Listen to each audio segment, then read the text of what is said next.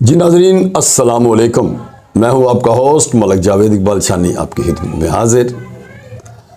और मौजूदा सियासी सूरत हाल दिन ब दिन मुश्किल तरीन हालात की तरफ जा रही है और आवाम के लिए कोई ऐसा रिलीफ नज़र नहीं आ रहा कि जिसकी वजह से आवाम भी खामोश बैठेगी।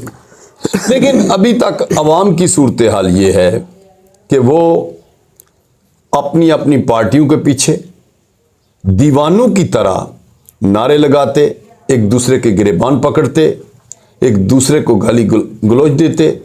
मुख्तसर ये कहूँगा कि उनको ना अपने घर की फ़िक्र है, ना अपने बच्चों की फ़िक्र है, ना ही उनके खाने पीने की उनको कोई तलब है कि वो अच्छा खाएं पिएंगे तो बेहतर नशोनमा होगी। कुछ भी अवाम को ऐसा नहीं है, बल्कि ये लोग सिर्फ पार्टियों के और सियासतदानों के होकर रह गए हैं। इसी तरह जो हमारे सियासतदान हैं या फिर हमारी पार्टियां हैं, वो इतनी बेहिस हो चुकी हैं कि उनको अपनी आवाम से कोई गरज नहीं। ये कहूँगा कि अब का दौर सियासत का बड़ा दौर है, लेकिन लीडरशिप का फुकदान नज़र आ रहा है।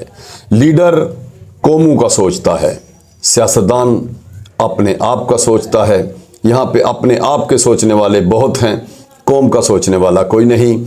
मेरे साथ जनाब मिर्ज़ा शकील साहब, सीनियर तजिया नगार, एंकर पर्सन।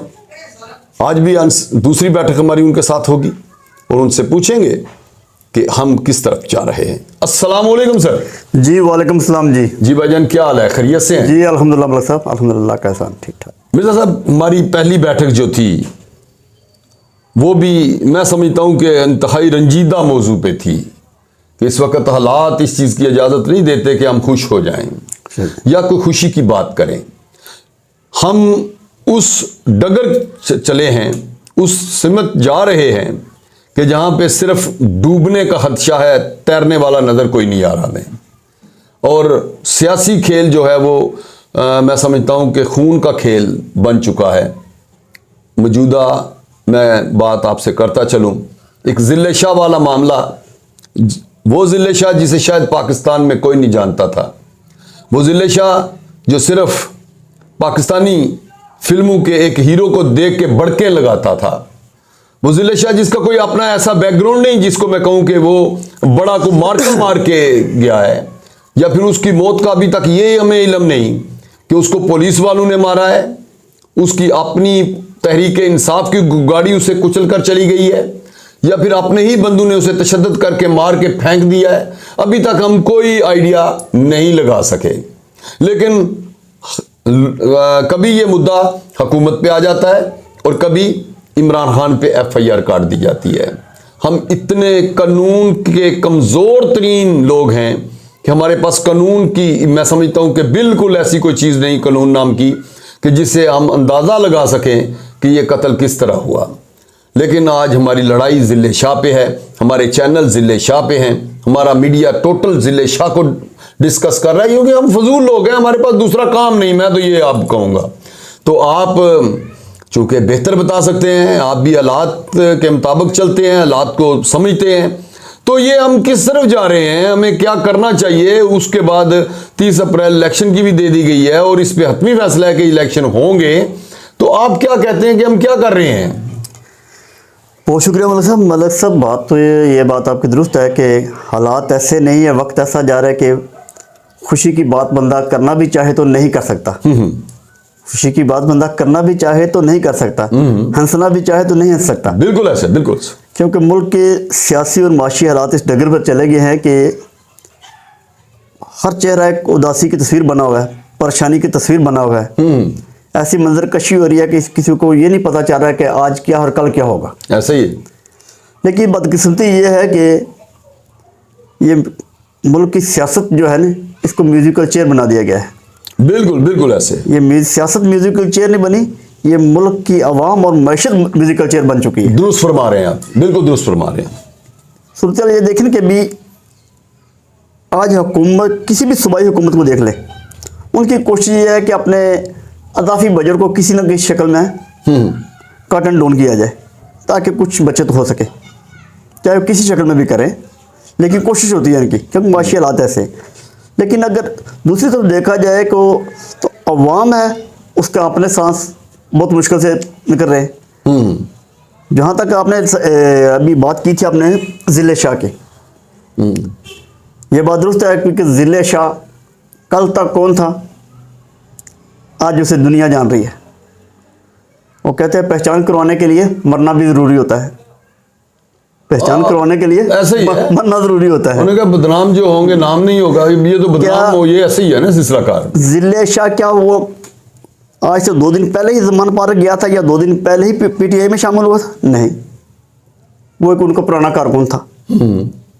जब से इमरान खान ज़मान पार्क में शिफ्ट हुआ है, हाँ जी, वो तब से वहाँ पर सुना है कि आ जा रहा है, बाकायदगी से आ जा रहा है। हाँ हाँ बिल्कुल ऐसे ही है। वो बताया जाता है, वो कहता है जी मैं उससे शिक करता हूँ।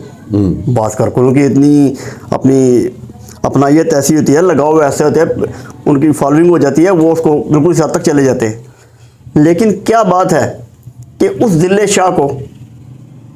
शाह का पहले कभी इमरान खान नाम नहीं जानता था। पीटीआई की क़यादत मकाम इमरान खान को तो छोड़े, लाहौर की या उसकी यूनिवर्सिटी क़यादत भी नाम ना जानती थी। आज सारे उसका नाम ले लीजिए, हमारा कारकुन शहीद हो गया, हमारा कारकुन शहीद हो गया। नहीं, ये हमारी बदकिस्मती है, कभी लाहौर दा पावा सामने आ जाता है जी जी, ते कभी जनाब ज़िले शाह सामने आ जाता है, साढ़े को और मौजू कोई नहीं ना जी। यानी इनको अपनी सियासत को जिंदा रखने के लिए भी खून की ज़रूरत आ गई है। अपनी सियासत को और खुद को सियासी तौर पर जिंदा रखने के लिए भी खून की भी ज़रूरत आ गई है, जबकि इस वक्त ज़रूरत मुल्क को है, मुल्क की मैशत को है, अवाम को है। उनकी बात नहीं हो रही। सिर्फ अच्छा, मज़े वाली बात मैं बता दूं आपको कि ज़िले शाह दुनिया से गया है, तरीके इंसाफ चीख रही है। इमरान खान है कि वो पगला दीवाना मेरा आशिक था, लेकिन उस पगले दीवाने के जो लवाहिकीन हैं उनसे अभी तक खान साहब ने मुलाकात नहीं की, उनके बच्चों की दादरसी नहीं की, उनकी तरफ वो बड़े ही नहीं हैं। ऊपर से जी उसका बाप अगवा हो गया है, पुलिस उसे कहीं ऐसी जगह पे ले गई है, पता ही नहीं है। और यार क्या कर रहे हो आप, ये लोग कैसी दीवानगी है यार। बात ये है कि इमरान खान को या पीटीआई की सियासत को उसके घर वालों की ज़रूरत नहीं है, ज़िले शाह की ज़रूरत नहीं थी, ज़िले शाह की लाश की ज़रूरत आन पड़ी थी। ये लाशों का खेल सियासत चल रहा है इस वक्त, लाशों का खेल चल रहा है। ठीक हो गया। अभी देखें, हर मीडिया जो इस गाली गलौज की सियासत से भी अब किनारा कशी कर रहा था, आज फिर वो सारा अपना फोकस ज़मान पार्क पे किया हुआ है। एक प्रेस कॉन्फ्रेंस खत्म होती है, दूसरी शुरू हो जाती है, दूसरी खत्म होती है, तीसरी शुरू हो जाती है। ये जो सबसे ज्यादा कानून का नाम लेने वाले थे, कानूनदान बनने वाले थे, ये कानून की धज्जियां भी उड़ा रहे हैं, धज्जियां उड़ाते हैं। दफा 144 लग गई, मतलब ये है कि आपको अब ग्रेज करना चाहिए, वहां जाने से कुछ भी हो सकता है, कुछ भी ऐसा हादसा पेश आ सकता है जिससे नाखुशगवार माहौल बन सकता है फिर दोबारा। तो ये करने के बजाय कह रहे हैं कि मैं लीड खुद करूंगा। और यार ये दीवाने जो जियाले हैं, मैं उनसे ये सिर्फ एक बात पूछना चाहूंगा कि ये कप्तान को कैसी गोली लगी है कि अदालत में पेश नहीं हो रहा और रैलियों की वो क़यादत खुद कर रहा है, अदालत में पेश नहीं हो रहा, बनी गाला से लाहौर वो खुद चल के आ रहा है। यार ये क्या चल के आ रहा है आज की, मुझे बताओ तो सही यार। ये इनकी सियासत सिर्फ दूसरों की किरदार कुशी, दूसरों की ज़िंदगी और मौत से जुड़ी हुई है, दूसरों पर तनकीद से जुड़ी हुई है। मुल्क की आवाम से इनका कोई लेना देना नहीं। गरीब आवाम किस जा रही है, कहाँ जा रही है, उनको कैसे पिस रही है, उनकी बात कोई भी नहीं कर रहा। हुकूमत वक्त भी उस तरीके से नहीं कर पा रही जो उनको करना चाहिए, लेकिन उसकी भी एक बात समझ आती है कि इस वक्त मुल्क की मैशत उस नहज पर नहीं है कि हुकूमत कुछ करना चाहे भी तो कर सके। हालात ऐसे मुल्क के, मैशत ऐसी है, क्योंकि जो कांटे ये इस मुल्क की मैशत के रास्ते में बखेर कर गए थे ना, वो कांटे चुनते चुनते भी टाइम लगेगा। एक टाइम था जब मुल्क की मैशत बड़ी तरक्की कर रही थी, तेज़ी से सनत का पहिया चल रहा था। क्या हुआ एकदम के एक हुकूमत के आने से ही 3 साढ़े 3 साल में मुल्क की मैशत ज़मीन बोस हो गई। बिल्कुल। अच्छा मुझे ये बताइएगा कि अब इस किस्से को हमने ख़त्म कैसे करना है? अब जिले शाह दोबारा उठेगा, बताएगा कि उसको किसने मारा, या फिर कोई ऐसा कोई तरीकाकार मुझे बता देंगे जिससे ये साबित हो जाए कि जिले शाह का कातिल कौन है, या इसके खून को कितनी देर हमने आगे लेकर अपनी सियासत को चमकाना है। वो मैं यहाँ पे एक बात याद आ रही है कि सोचा था हाकिम से जाके करेंगे फरियाद तेरी, वो भी कम बहुत तेरा चाहने वाला निकला। मतलब ये कि अगर उसकी तरफ देखें, खान साहब की तरफ देखें, कप्तान की तरफ देखें, तो कप्तान अपनी सियासत को चमका रहा है, उसको जिले शाह या उसके बच्चों का कोई इल्म नहीं कि वो कहाँ है, किस दर पे वो बैठे हुए हैं। अगर हुकूमत की तरफ देखें तो इस वक्त खैर कायम मकाम हुकूमत बनी हुई है। वो मोहसिन नकवी साहब भी आज कायम मकाम वज़ीर आला ने भी कहा है कि अगर मैं हुकूमत में ना होता तो ऐसी बात होती तो मैं उसका जवाब और तरीके से देता। आज वो भी खुल के जरा सामने आए हैं। और वैसे तो मैं घर चला जाऊंगा लेकिन इनके सामने घुटने नहीं टेकूंगा। मैं सब कुछ कर सकता हूं लेकिन इनके सामने घुटने नहीं टेक सकता। आज का ताज़ा तरीन बयान है उनका। मैं समझता हूं कोई भी हुक्मरान, मोहसिन नकवी हो, कल जो भी हुकूमत आ जाए, हुक्मरान को बिल्कुल कानून के दायरे में रहकर कानून के मुकम्मल ताकत के साथ खड़ा होना चाहिए, कोई भी हो। जिले शाह की जो बात है, किसने आवाज़ दी थी कि जमान पार्क पहुंचे? क्यों पहुंचे? अदालत बुला रही है तो कारकुनों को क्यों बुला रहे हैं? अदालत बुला रही है, कारकुनों को क्यों बुला रहे हैं? ठीक है, मुकदमात आप पर हैं, आपके किए दे रहे हैं सारे कुछ, तो कारकुनों को क्यों बुला रहे हैं? कारकुनों की ज़रूरत है जब कहीं जलसा होगा, उसकी ज़रूरत होगी, वोट की ज़रूरत होगी, कहीं कंपेन करने की ज़रूरत होगी। अदालत में क्यों चढ़ावा किया जाता है? क्या पिंडी में आपने जुडिशल कम्प्लेक्स में नहीं देखा क्या हुआ? नून लीग आज तक वो एक उसके गले में एक तमगा डाल दिया गया था कि जिन्होंने जो सुप्रीम कोर्ट पे हमला किया, शायद आपको कुछ हमले बार बार कभी टीवी पे कभी हमले तो हर बार कुछ ना कुछ होते रहते हैं। आज तक नून लीग उस ताने से या उस जो उनके गले में वो कतबा डाल दिया गया था ना हमले का, उससे जान नहीं छुड़ा पा रही। हाँ ऐसे ही है ऐसे ही। हालांकि हमला भी नहीं हुआ था, सिर्फ कुछ लोगों ने उस वक्त वो एक माहौल कुछ ऐसा बन गया था कि उस वक्त घेराव किया गया था। वो चीफ जस्टिस उस वक्त के सजाद शाह से मेरे ख्याल में वो वहां पे घेराव भी हुआ, सिर्फ तोड़फोड़ हुई थी। उसके बाद पीटीवी पर तोड़फोड़ हुई, ऐसा हुआ है। पीटीवी पे तो दूसरा हुआ था ना, ये धरने वालों ने, पीटीवी पे धरने वालों ने किया था। पीटीवी पे मैं कह रहा हूं के दौर में भी होता रहा है। नहीं पीटीवी वो नून लीग के खाते में एक चीज आई थी जो आज तक उनसे जो उनका आज तक जान नहीं छुड़ा पाए। मैं बता रहा हूँ आपको, वो एक हमले पीटीवी का हमले का इल्जाम उनके गले पे लगा था, वो आज तक उससे जान नहीं छुड़ा पाए। लेकिन किसी दूसरी सियासी पार्टी के दीवारें तो पाकिस्तान तहरीक इंसाफ ने भी फैलांगी है, पीटीवी पे हमला किया है, असेंबली पे तोड़ फोड़ हुई है। ये बात उस वक्त अगर नून लीग ने उस वक्त कुछ थोड़ा सा गिराव किया था या कुछ ऐसा किया था, वो भी नहीं होना चाहिए था, अच्छी बात नहीं थी। आज तक वो उसका वो नताज भुगत रहे हैं, सियासी तौर पर उसकी कीमत अदा कर रहे हैं। लेकिन मैं ये बता रहा हूँ, किसी सियासी जमात ने, चाहे वो नून लीग है, पीपल्स पार्टी है, जमात इस्लामी है, जीआईफे है या दीगर जितनी भी छोटी बड़ी जमातें हैं, किसी जमात के लीडर ने इससे पहले कभी किसी चीफ जस्टिस को धरनों में ऐसे कहा था ये चीफ जस्टिस को फलां फलां करो? नहीं। अगर थोड़ा सा पीछे जाए तो मियां साहब ने भी मुझे क्यों निकाला की रट जब लगाई, नहीं क्यों उस वक्त क्यों मुकम्मल अदालतों पे सीधा तनकीद की जाती है। हाँ, उसके बाद मरियम बीबी ने बकायदा स्क्रीन लगा के जजों को सामने रखा। ऐसे नहीं रखा। मेरी बात क्यों रखा? हम बात कर रहे हैं इस वक्त सिर्फ सियासत की बात कर रहे हैं कि मुल्क किस तरफ जा रहा है। इसको मिक्स विचार ना बनाएं, दोनों को अलग नजर से देखें। मरियम अगर इमरान खान ने गलत किया है तो ये देखें कि मरियम बीबी ने कौन सा अच्छा काम कर दिया। मैं बताता हूं ना, अगर इमरान खान ने गलत किया है तो मियां नवाज शरीफ कौन सा अच्छा काम करके गए थे? नहीं बात सुने, मैं बताता हूँ। मरियम ने अगर तस्वीरें चलाई हैं, उनके नाम लिए हैं, तो जो उसने इल्जाम लगाए थे आज वो साबित हो रहे हैं। नहीं, वो दुनिया ने देखा नहीं, उसे नेशनल मीडिया ने नहीं दिखाया होगा। नहीं मैं कह रहा हूं, पड़ोसी मुल्क मैं कह रहा हूं, बोला क्या उसने नहीं वो मजाक उड़ाया होगा? जज ये है, नहीं जज। हाँ तो फिर उन फैसला करने वालों को तो सोचना चाहिए। एक गलत करता है, हमाकत करता है, तो दूसरे को तो ऐसा सोचना चाहिए कि मुल्की बात नहीं। कानून को देखना तो कानून की नजर से देखें, फैसला करना मेरिट पर करें, जिसके खिलाफ जाता जाए, किसी प्रेशर पे, किसी हमदर्दी में फैसला नहीं होना चाहिए। अगर बात नहीं बात नहीं बात नहीं ऐसे ऐसे असल आप पार्टी की तरफ निकल गए। आपसे सवाल ये था कि मुल्क की आवाम को रिलीफ कैसे मिल सकता है।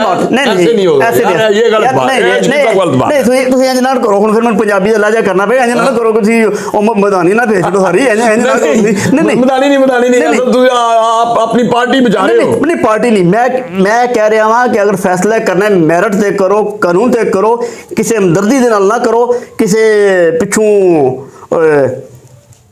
किसी औलादा की मोहब्बत ही ना करो। फैसला करना मेरिट ते करो, जेड़ा आंदा उन्हें टंग छड़ो। ये तो वही बात हुई, साडा कुत्ता कुत्ता है, तुम्हारा कुत्ता टोमी है। मतलब ये हुआ कि जब आप करें तो हम बात भी ना करें। नहीं कोई दूसरा नहीं दबा के रखो। नहीं यार, ये भी तो गलत बात है यार। मुझे ये बताएं, क्या आपको नहीं पता था वो जब JIT बड़ी थी, व्हाट्सएप कॉल वाली आई थी, हाँ, फिर उसमें मरीम का तनकीद करना बनता या नहीं बनता था? अब मुझे बताएं, मुल्क की तारीख में कभी ऐसा हुआ था सुप्रीम कोर्ट ने निगरान जज मुकर्रर किया हो? नहीं, मेरी मुझे ये बताएं, कभी अगर जज्जों की बात करते हैं तो सबसे पहले मियां साहब ने नारे लगाए जज्जों के खिलाफ, ये मान ले आप। क्या लगाया, क्या नारा लगाया? क्या मुझे क्यों निकाला, रट क्या थी, क्यों निकाला बताएं? क्यों? तो क्या वो गलत था भाई? उस वक्त तो साबित ही नहीं हुआ, क्यों निकाला? नहीं, पनामा केस था। पनामा केस आया था। हाँ, बिल्कुल पनामा केस था। मान ले, चल मुझे बताएं यार, ये नहीं कह रहा उस वक्त पनामा, यार मैं ये नहीं कह रहा, मेरी बात सुनिए साहब, मैं ये कतई नहीं कह रहा कि मियां साहब सादो को अमीन नहीं थे, मैं कतई नहीं कह रहा। सादो को अमीन की बात ही नहीं। मेरी बात सुनिए, मैं ये भी नहीं कह रहा कि पनामा केस में वो पकड़े गए हैं, मैं ये भी नहीं कह रहा। उनको आखिरी रिजल्ट जो निकला कि अपने बेटे की तनख्वाह लेते हुए उनको फारग कर, मैं मान लेता हूँ। केस क्या था? लेकिन जज्जों को क्या ऐसे रुसवा करना चाहिए था उस वक्त? अगर गलत फैसला करेंगे तो क्या होगा? तो यार दुनिया को तमाशा दिखा रहे हैं। नहीं, तो जुडिशरी में नंबर कितना हमारा दुनिया में फिर? तो अब देखें, अब जो वो कर रहा है वो भी कह रहा है गलत, उसके काम भी कह रहे हैं गलत। मैं तो ये कहता हूँ, अगर मियां नवाज शरीफ ने, मियां शहबाज शरीफ ने, असद जरदारी ने जो कुछ अगर कुछ किया गलत, मुल्क के खजाने के साथ या मैशत के साथ किसी तरह भी गलत किया है, आपके पास प्रूफ है तो उठा ले, कोई माफी ना दे, कोई हमदर्दी ना करे। ठीक है, लेकिन ये नहीं होना चाहिए। पनामा पेपर का केस बनाया गया जिसमें मियां नवाज शरीफ का नाम भी नहीं आया था। अच्छा, उस पनामा पेपर में मियां नवाज शरीफ का नाम नहीं था। ये आपको याद है? फेस करते ना, नहीं फेस करते, कैसे करते? देखें, आसिफ अली जरदारी ने फेस किया। मेरी बात सुनो, आसिफ अली जरदारी ने यहाँ पाकिस्तान में अभी इसी पॉइंट पर है, जेल काटी, अपनी बहन को जेल में भेजा है। मेरी बात सुने, नहीं, मुकदमात को सामने रख के उसने फेस करके आज 2 मिनट बाद नहीं, मैं बताता हूँ ना, मैं जवाब देता हूँ आपको कैसे फेस करता। हाँ, कौन सा मुल्क की वजीर आजम है जो बहसीत वजीर आजम बेटी और दीगर खानदान वालों के साथ 150 से 200 पेशियां भुगत रहा है? कौन सा वजीर आजम था? मोहतरमा को भूल रहे हैं आप। नहीं, आप थोड़ा तरीक को बासियत वजीर आजम मोहतरमा बेनजीर भट्टो कोक में बिलावल को लेके अभी ऐसा नहीं था, तो मियां साहब ने दालतों का चक्कर करवाए थे। बासियत वजीर आजम, बासियत जब इलेक्शन का उस वक्त ऐलान किया था जब बिलावल की पैदाइश नहीं हुई थी। मैं ये कह रहा हूँ, इस्तिस्ना की बात करें ना, देखें जब कुर्सी पे थे इस्तिस्ना था ना, इस्तिस्ना था। आप बात को फॉलो क्यों नहीं?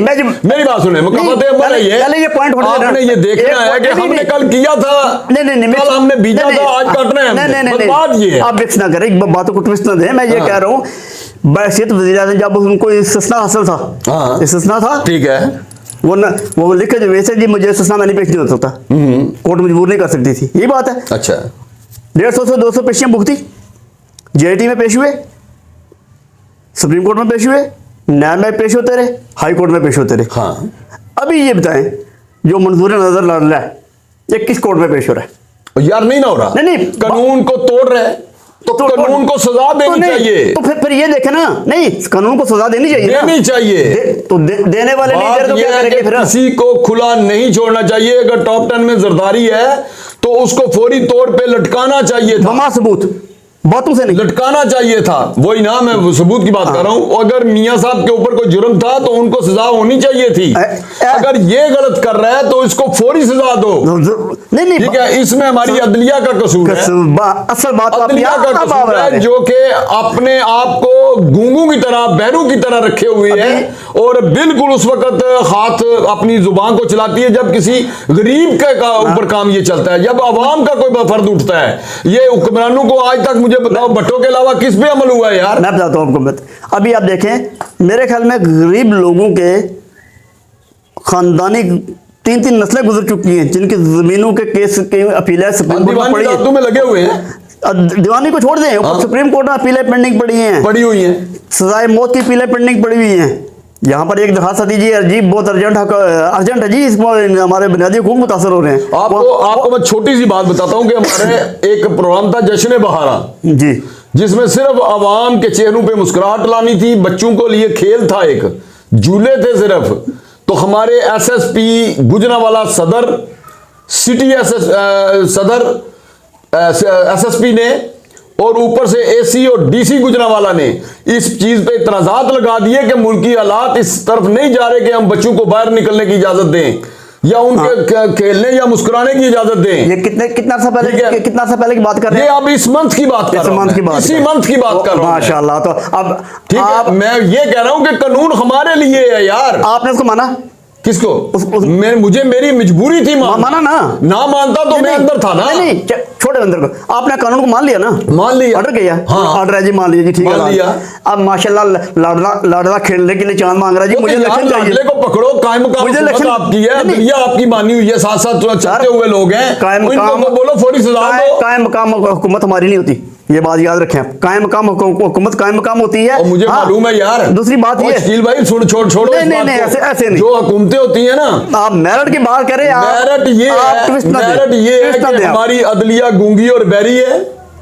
मेरिट ये है कि हमारी अदलिया में इतनी सख्त नहीं कि वो इन लीडरों या सियासतदानों के ऊपर हाथ डाल सके। मेरिट ये है कि ये चोर और कातिल डाकुओं को छोड़ देते हैं और दूसरों के आगे जाते हैं। अगर मेरिट होता ना तो वो जो 50 अरब रुपया आया था जो मलक रियाज को वापस किया गया था खामोशी से, आज वो होता। आज मुल्क को पे रुपए की जरूरत है। मुल्क की सालमियत की बात करें, बकाओ सलामती की बात करें, अवाम की बात करें। जब बरतानिया की हुकूमत कोई सियासत में हमारा अच्छा है, जब कुछ नहीं है। बरतानिया की हुकूमत उनकी एजेंसियां तफ्तीश करके पूरी इन्वेस्टिगेशन करके मेहनत से वो कहती है ये पाकिस्तान से गैर कानूनी तौर पर पैसा आया, पाकिस्तानी अवाम का टैक्स पे का पैसा है, वो वापस आया। तो इन्होंने एक कैबिनेट में लिफाफा देखा है। मैं आपकी बात से इत्तेफाक करता हूं। काम वो होना चाहिए, चीफ जस्टिस को आज वो केस उठाना चाहिए था। काम वो होना चाहिए जिससे पाकिस्तान की बकाओ सलामती हो, अदलिया का मकाम बुलंद हो, अदलिया का मकाम बुलंद हो। और उसके अलावा हमारी पाक फौज को किसी भी हवाले से दरमियान में ना लाया जाए। पाक फौज कल भी सरहदों की मुहाफिज थी, आज भी है, वो आज भी है। और पाक फौज को चाहिए कि इन मैं समझता हूं लोटे करे सियासतदानों से दूर रहे, सियासत से दूर अपना काम करे। आज अगर फौज सियासत से दूर हुई है ना तो अवाम उनको अच्छी नजरों से, जिंदगी नजरों से फैसले को देख रही है। आज फौज पीछे है और अवाम उसको आज लाडले को अच्छा नहीं लग रहा। लाडला बार बार कह रहा है कि मेरे साथ हाथ मिलाओ। उस बेशरम को ये याद नहीं रहा कि कल जो हाजिर सरवत सीट पे बैठा हुआ चीफ ऑफ आर्मी स्टाफ था, उसकी गोद में बैठ के मैंने 3.5 साल गुजारे हैं और उसी को फिर मैंने लानते भेजी हैं। और आज दोबारा मैं किस मुंह से कह रहा हूं कि मैं फौज के साथ हाथ दोबारा मिलाऊं? ये जो कुर्सी से उतर चुके हैं उनको गालियां दे रहा है, जो आज कुर्सी पे है उनके पांव पकड़ रहा है। मुख्तसर शकील भाई बात यह है कि हम ऐसे करें कि हमें वो बंदा चाहिए जो अवाम का सोचे, पाकिस्तान का सोचे और कानून को अपना रास्ता इख्तियार करने दे, सख्ती से करे और कानून अपना रास्ता सख्ती से इख्तियार करे। और अदलिया भी कानून की मुहाफ़िज़ बने, कानून की पूरी इम्प्लीमेंट करवाए। किसी की फेवर नहीं मिलने चाहिए, जो डूबता डूब जाए, लेकिन इंसाफ का गला घोटना नहीं चाहिए, इंसाफ का परचम बुलंद होना चाहिए। बिल्कुल, इस बात से मेरा इत्तेफाक है। नाज़रीन, आपने बात सुनी, अदलिया को अपना रास्ता इख्तियार करना होगा। अगर आज भी अदलिया खामोश रही या फिर पिछले लोगों से इसने सबक ना सीखा या फिर हमारी पाक आर्मी जिस तरह इस दौर में पीछे हट गई है, इसी तरह हमेशा ना हटती रही, तो फिर जो इमरान खान ने इस वक्त मैं समझता हूं कि साबिक चीफ ऑफ आर्मी स्टाफ के हवाले से बातें की या फिर अदलिया के हवाले से जो फैसला उनके खिलाफ आ जाता है वो बातें करते हैं। इसी तरह हर सियासतदान अपनी लाप मापता है। तो मैं समझता हूं कि ऐसा नहीं होना चाहिए और हमें ऐसा कुछ कर जाना चाहिए कि जिससे पाकिस्तानी अवाम को रिलीफ मिले, पाकिस्तान की बकाओ सलामती का काम हो। तो आज बड़ी खूबसूरत बैठक थी जनाब मिर्ज़ा शकील साहब से, बहुत शुक्रिया sir, thank you so much. तो इंशाअल्लाह ताला उम्मीद रखते हैं हम कि आने वाला वक्त पाकिस्तान की बेहतरी का वक्त होगा। अल्लाह मेरा और आपका हामी नासिर हो। अल्लाह हाफिज़।